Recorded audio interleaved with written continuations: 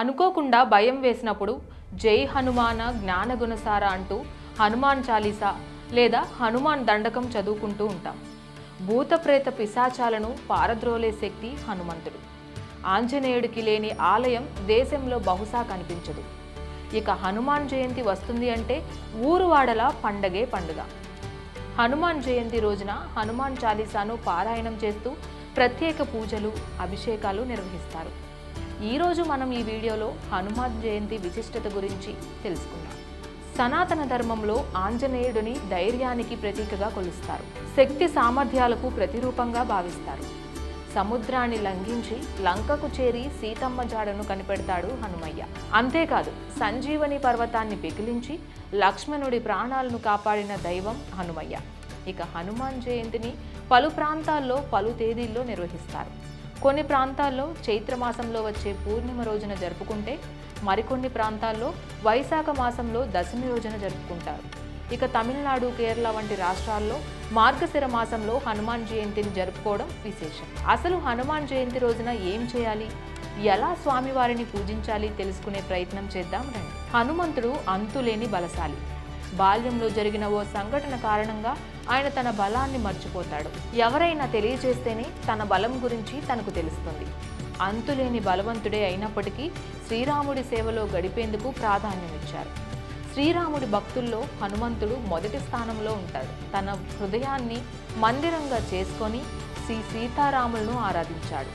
శ్రీరామచంద్రుడు దీర్ఘాయుష్యుగా ఉండాలని సీతమ్మ నుదుట సింధూరం పెట్టుకుంటే ఆ మాట విన్న మారుతి తన ఒళ్ళంతా సింధూరాన్ని పూసుకుంటాడు. రాముడిపై హనుమంతుడికి ఉన్న భక్తికి ఇదొక నిదర్శనం. శ్రీరాముడితో ఎనలేని అనుబంధం ఉంది హనుమయ్యకు. ఒకానొక సమయంలో సీతమ్మ వారు హనుమయ్యకు ఓ దండను బహకరిస్తుంది. ఆ దండను తీసుకున్న హనుమయ్య హారంలోని ఒక్కొక్క పూసను కొరికి కింద పడేస్తుంటాడట. ఎందుకు ఇలా చేస్తున్నావని సీతాదేవి ప్రశ్నించగా, పూసల్లో రామయ్య కనిపిస్తాడేమో చూస్తున్నానని, రామయ్య లేని రత్నాభరణాలు నాకెందుకు అని అంటాడు. సీతమ్మ జాడను కనుగొనేందుకు లంకాపురికి వెళ్ళిన సమయంలో అశోకవనంలో చూసిన అమ్మకు ధైర్యాన్ని చెప్పడమే కాకుండా, చూసి రమ్మంటే కాల్చి వచ్చావు కదయ్యా అనే మాటను సొంతం చేసుకున్నాడు పవనపుత్రుడు. హనుమయ్యను ఎందుకు పూజించాలి అనే దానికి ఎన్నో సమాధానాలున్నాయి. గాలి కంటే వేగంగా ప్రయాణం చేయగల శక్తి హనుమయ్య సొంతం. అంతెందుకు, ప్రత్యక్ష దైవం సూర్యుడినే మింగేయగల సమర్థుడు.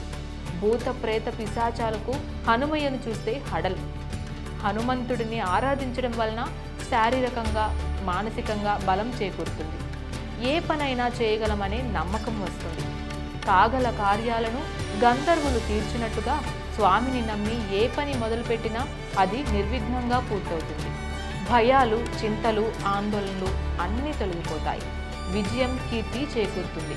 నిత్యం హనుమయ్య నామాన్ని స్మరించిన వారి ఇంట ఎటువంటి బాధలు ఉండవన్నది పురాణ వచనం.